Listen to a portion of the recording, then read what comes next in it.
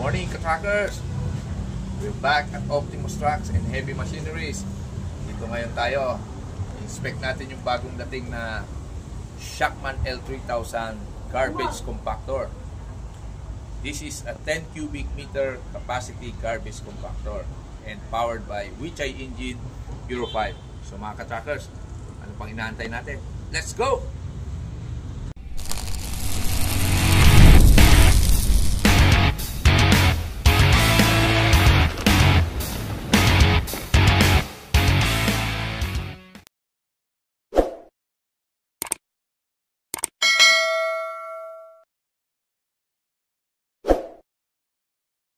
Electronic ang cab tilting niya, no? Remote.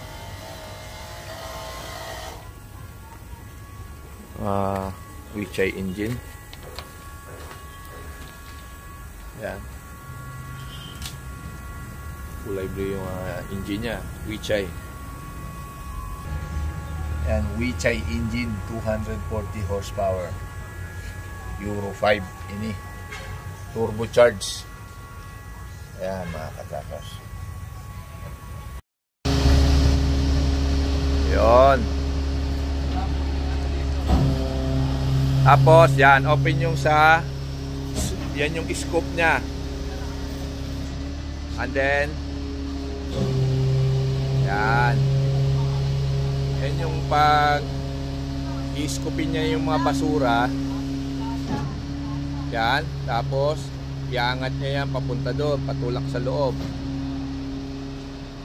Yan, ganyan. So, ayan, demo tayo ng garbage compactor. Sample demo lang. Yan. So, kinakahig niya yan doon. Then open. Ayan. Pinaka ano niya, panulak niya yon. Now we will demo how to discharge the garbage, right? So as you can see, the tailgate goes up, right? This is the tailgate, and then you can see the inside of the compactor, and then we will see how it works.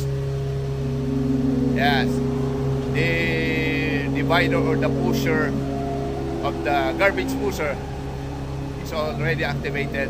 So yan, mga ka-tracker, kumbaga pagkatulak niyan, pag sinagat yan dito sa may may pinto, so mahuhulog na dito yung basura. Alright, so i-retract natin. So pagkatapos, balik natin. Ayan. So, ganun lang. So, pabalik na natin siya. So, ganyan lang yung cycle niya. Okay.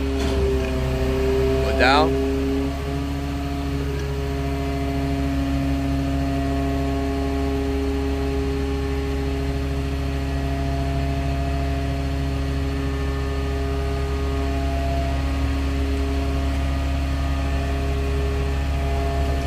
Alright. Okay. Closing.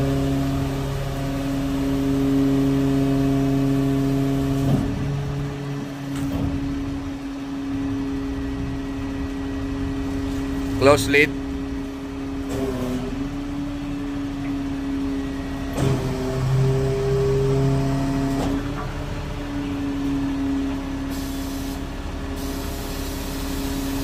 Yan.